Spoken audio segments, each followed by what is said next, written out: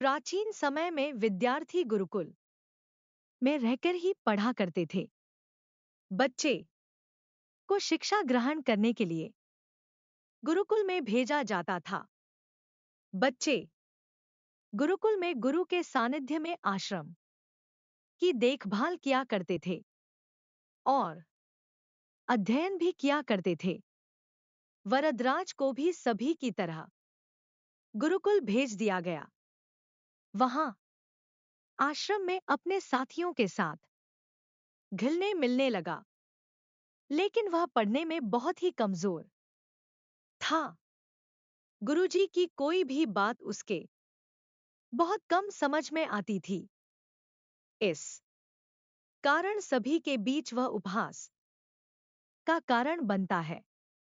उसके सारे साथी अगली कक्षा में चले गए, लेकिन वो आगे नहीं बढ़ पाया। गुरुजी जी ने भी आखिर हार मानकर उसे बोला, बेटा वरदराज, मैंने सारे प्रयास करके देख लिए हैं। अब यही उचित होगा कि तुम यहां अपना समय बर्बाद मत करो। अपने घर चले जाओ और घरवालों की काम में मदद करो। वरदराज ने भी सोचा कि शायद विद्या मेरी किस्मत में नहीं है, और भारी मन से गुरुकुल से घर के लिए निकल गया। दोपहर का समय था। रास्ते में उसे प्यास लगने लगी।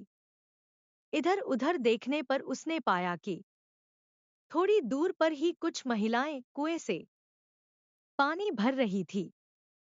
वह कुएं के पास गया।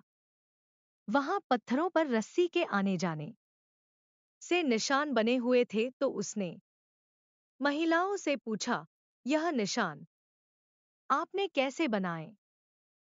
तो एक महिला ने जवाब दिया, बेटे, यह निशान हमने नहीं बनाए। यह तो पानी खींचते समय इस कोमल रस्सी के बार बार आने जाने से ठोस पत्थर पर भी ऐसे निशान बन गए हैं। वरदराज सोच में पड़ गया।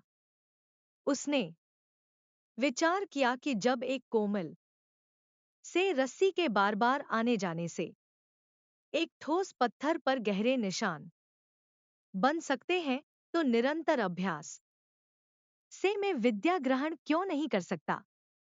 वरदराज ढेर सारे उत्साह के साथ वापस गुरुकुल आया और अथक कड़ी मेहनत की। गुरुजी ने भी खुश होकर भरपूर सहयोग किया। कुछ ही सालों बाद यही मंदबुद्धि बालक वरदराज आगे चलकर संस्कृत व्याकरण का महान विद्वान बना, जिसने लघु सिद्धांत कौमुदी, मध्य सिद्धांत कौमुदी, सार सिद्धांत कौमुदी, गीर्वाण मंजरी की रचना की।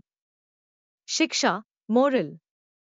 दोस्तों, अभ्यास की शक्ति का तो कहना ही क्या है। यह आपके हर सपने को पूरा करेगी। अभ्यास बहुत जरूरी है, चाहे वो खेल में हो या पढ़ाई में या किसी और चीज में। बिना अभ्यास के आप सफल नहीं हो सकते हो।